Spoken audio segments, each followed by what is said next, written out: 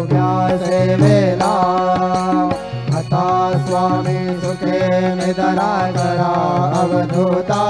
बाबा करा साईनाथा